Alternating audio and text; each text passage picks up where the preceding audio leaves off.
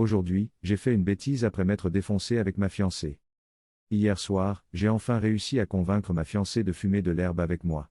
Elle a toujours été anti-420, mais maintenant que nous sommes à quelques semaines de nous marier et d'être adultes, elle est devenue complètement YOLO.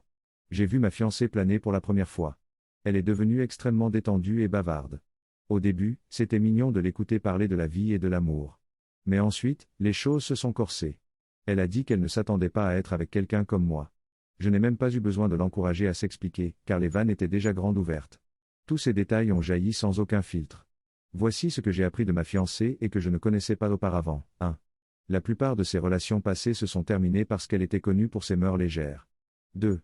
Comme indiqué au point 1, l'une de ses relations a pris fin après qu'elle a trompé son petit ami en sortant avec son jeune frère, tout en trompant ce dernier avec son meilleur ami, qui se trouvait être du même sexe qu'elle.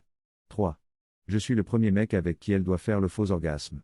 Apparemment, tous ses ex sont appuyés sur les bons boutons, alors que moi non. 4. Mon asthme est un frein au sexe parce qu'elle a l'impression qu'elle doit se retenir pour que je ne sois pas trop excité et que je ne meure pas. 5.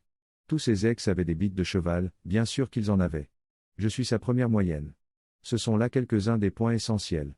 J'étais trop traumatisé pour enregistrer ce qu'elle a pu dire d'autre par la suite. Je ne pense pas avoir cligné des yeux pendant le reste de la soirée. Trop long. Je n'ai pas lu. J'ai convaincu ma fiancée de se défoncer à l'herbe qui détruit les relations. Mise à jour, même si je savais que les propos de ma fiancée me hantraient à jamais, j'étais prêt à les enfouir au fond de mon esprit et à faire comme si la nuit dernière n'avait jamais eu lieu. Cependant, ma fiancée voulait parler. C'est ce que nous avons fait. Ce fut brutal. Elle a dit que ma mère avait raison de dire qu'elle n'était pas faite pour moi. Pour faire court, toute cette merde s'est accumulée jusqu'à ce qu'elle admette qu'elle envoyait des nus à l'un de ses ex à la bite de cheval. Un tchad. Je suis émotionnellement détruite. Je n'ai pas encore l'impression que c'est réel, donc j'ai du mal à accepter que c'est fini. Mais c'est fini. J'imagine que je vais rendre cette bague et acheter une PS5. J'apprécie tous les conseils.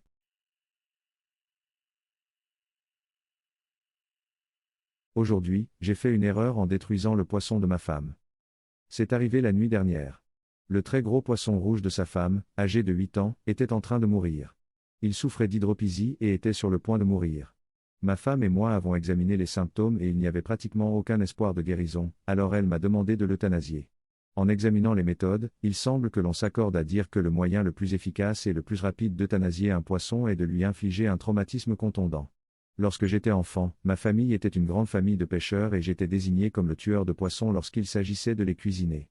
À l'époque, on me demandait de les écraser sur le sol aussi fort que possible. Mon corps de 8 ans n'était pas assez fort pour les tuer instantanément, alors je devais m'y reprendre à plusieurs fois. Honnêtement, cela m'a un peu perturbé. Hier soir, je ne voulais pas que cela se reproduise et je voulais que ce soit sans douleur. J'ai demandé à ma femme de quitter la pièce parce qu'elle était très contrariée et j'ai choisi de passer à l'acte en mettant le poisson dans un sac d'épicerie en plastique et en le frappant sur le comptoir aussi fort que possible. Le pauvre poisson a été complètement anéanti. La force a déchiré le sac et pulvérisé des morceaux de ce qui était un poisson rouge dans toutes les directions. J'ai dit à ma femme de rester à l'étage et elle a commencé à se méfier. Elle est donc descendue au bout de 5 minutes et il y avait encore des morceaux partout. Sur le comptoir, sur la cuisinière, sur le réfrigérateur, sur ce foutu sapin de Noël que nous avons encore, j'en trouvais encore des morceaux ce matin. Ma femme était horrifiée et traumatisée. Elle a pleuré jusqu'à ce qu'elle aille se coucher. Trop long. Je n'ai pas lu.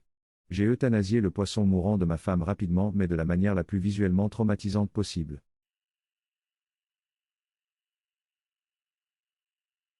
Aujourd'hui, j'ai fait une erreur en n'embrassant pas une fille lors d'un match de football universitaire à la télévision nationale.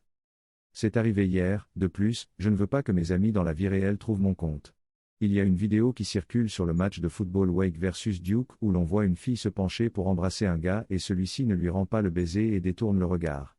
Elle est sur Air Terewa Sanatan, et actuellement sur Air Popular, ainsi que sur TikTok, Instagram et Twitter. Ce type, c'est moi.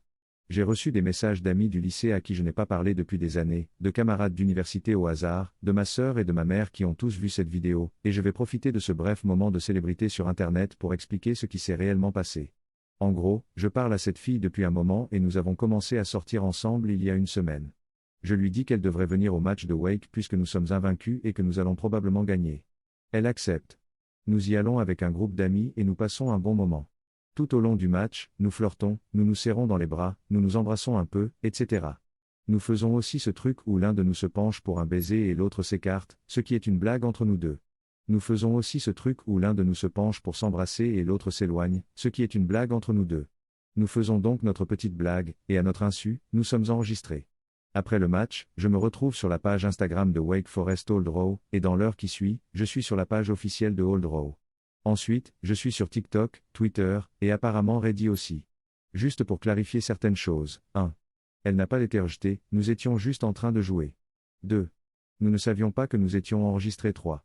Si vous voulez des preuves, consultez nos comptes TikTok, HHHHGGGGLLLL et Sound.lop. 4. C'était aussi son premier, peut-être le dernier, match de football universitaire. De toute façon, l'internet est plein de gens horribles et je n'ai pas travaillé ce week-end, alors je vais le faire maintenant. Paie trop long. Je n'ai pas lu. Je n'ai pas embrassé une fille lors d'un match de football et j'en paie le prix.